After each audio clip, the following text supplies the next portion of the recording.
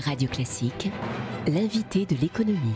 7h20, Geoffroy Roux de Bézieux, vice-président délégué du MEDEF, est donc notre invité ce matin sur Radio Classique. Bonjour Geoffroy Roux de Bézieux. Bonjour. En tant qu'acteur économique, mais aussi citoyen, êtes-vous inquiet dans le contexte de violence, de menaces terroristes qui planent désormais sur la France et ses ressortissants? Je vais vous paraître un peu cynique, mais est-ce que ça ne peut pas contribuer à rendre les entreprises encore plus frileuses pour investir?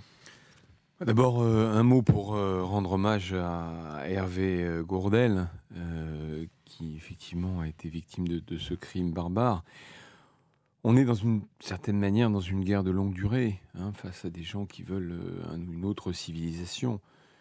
Pour les entreprises, je crois qu'au contraire, il faut garder la tête froide, il faut continuer à entreprendre. C'est aussi parce qu'on est fidèle à ce qui nous unit, c'est-à-dire le choix de la liberté, le choix de la démocratie, qu'on s'en sortira.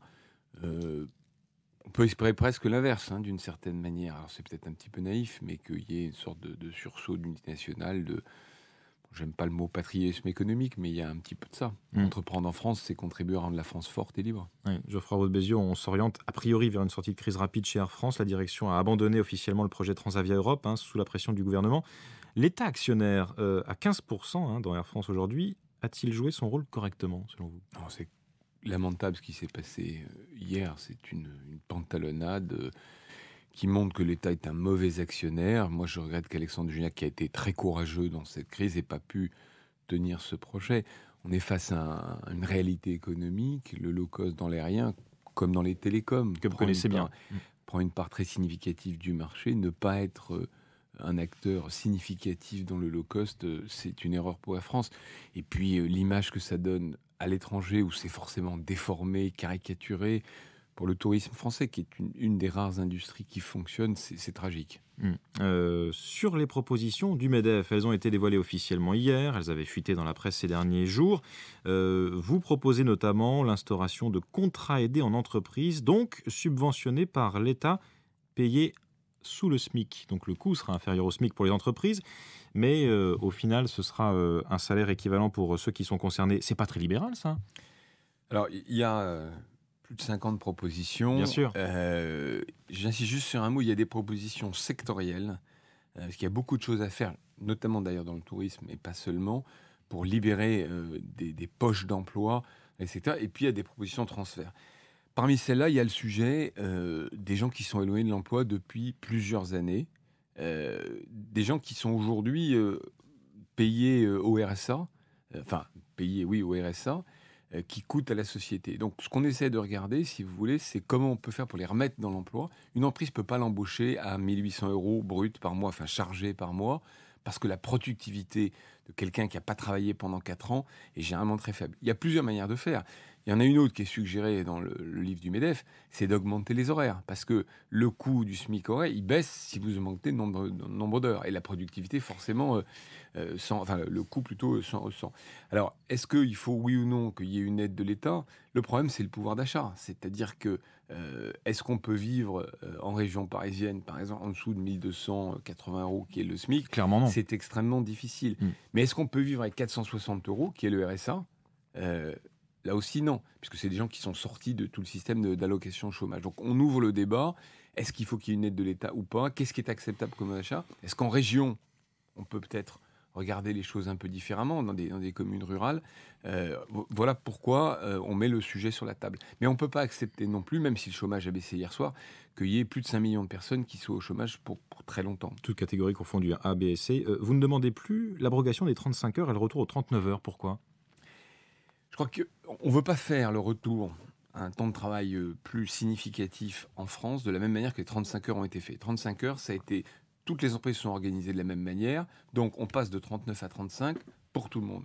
Nous, on dit simplement, aujourd'hui, l'économie, elle est très différente entre Radio Classique, une entreprise du bâtiment qui est installée dans une commune rurale, et puis une grande multinationale. Chacun doit trouver son organisation et son temps de travail. Simplement, il y a un constat, on travaille en France 1660 heures par an, et on travaille en Allemagne un peu plus de 1800 heures. C'est pour ça que le sujet du temps de travail, il doit être pris entreprise par entreprise, premier point, et deuxième point, globalement, parce que c'est pas la semaine de 35 heures qui pose problème, c'est encore une fois le nombre de jours.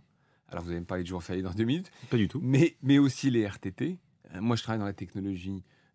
Quand vous avez 20 jours de RTT, 22 jours de RTT dans certaines grandes entreprises de techno, comparé à nos concurrents américains, c'est trop. Alors ça ne va pas me rendre populaire auprès des cadres, mais il faut le dire, on doit travailler plus. Alors, question suivante, travailler plus pour gagner plus, ça doit faire l'objet d'un débat. Je pense qu'aujourd'hui... Ce qui a fait la réussite de l'Allemagne ces dernières années, c'est la modération salariale. Les entreprises ont accepté de geler les salaires pendant plusieurs années. Là, on se rattrape aujourd'hui. En France, les salaires augmentent plus vite que la productivité, plus vite que l'inflation. C'est une anomalie ? En tout cas, c'est un sujet. Je reviens juste sur le temps de travail parce que ça fait une liaison. On travaille 38 heures en France, entre 38 et 39. Mais ça coûte cher puisque les heures supplémentaires sont rémunérées à partir de la 35e heure. Donc, ce qu'il faut faire, c'est ça qu'il faut négocier. C'est-à-dire à partir de quand, à partir de quel nombre d'heures par semaine, le coût augmente. Et oui, on a un sujet. Alors là aussi, c'est pas très politiquement correct de le dire, mais quand on a des salaires qui augmentent plus vite que l'inflation et que la productivité, eh ben, on a un problème de coût du travail. Et on a souvent préféré en France augmenter les salaires de gens qui travaillent plutôt qu'embaucher des gens en plus. Mais là, les chefs d'entreprise sont responsables. Ils achètent la paix sociale. C'est comme ça. Les chefs d'entreprise sont responsables, les branches sont responsables, collectivement, on est responsable. Les syndicats ont une part de responsabilité parce qu'on doit pouvoir mettre, le deal entre les mains, entreprise par entreprise, en disant écoutez, on fait un effort sur les salaires, donc on gèle les salaires, on augmente le temps de travail, mais on embauche en contrepartie. C'est ce qui a été fait dans certaines grandes entreprises, mais de manière très limitée. Le deal allemand, si vous voulez, le deal collectif national, ça a été ça. Et c'est comme ça qu'ils ont fait baisser le chômage à 7%, un peu moins de 7%. Toute dernière question, Geoffroy Roux de Bézieux, rapidement. Lesquelles de vos propositions ont une véritable chance d'aboutir ? On parle des seuils sociaux et notamment aussi du travail le soir. C'est au gouvernement, aux syndicats qu'il faut demander. Moi, je crois, si vous voulez, on nous a qualifiés de provocateurs, de surenchères, etc. Mais le politiquement correct, qui consiste à ne dire que ce qui peut être accepté par le camp d'en face, ça fait 30 ans qu'on fait ça, et on est dans la situation dans laquelle on est. Là, il y a urgence, donc on met tout sur la table, on déballe tout, c'est pas dire le vide-grenier du MEDEF, mais il y a un peu de ça, c'est-à-dire qu'on traite tous les sujets en disant il faut avancer surtout à la fois et de front. Merci beaucoup, Geoffroy Roux de Bézieux, vice-président délégué du MEDEF, invité de l'économie ce matin de Radio Classique. Avec Wendel.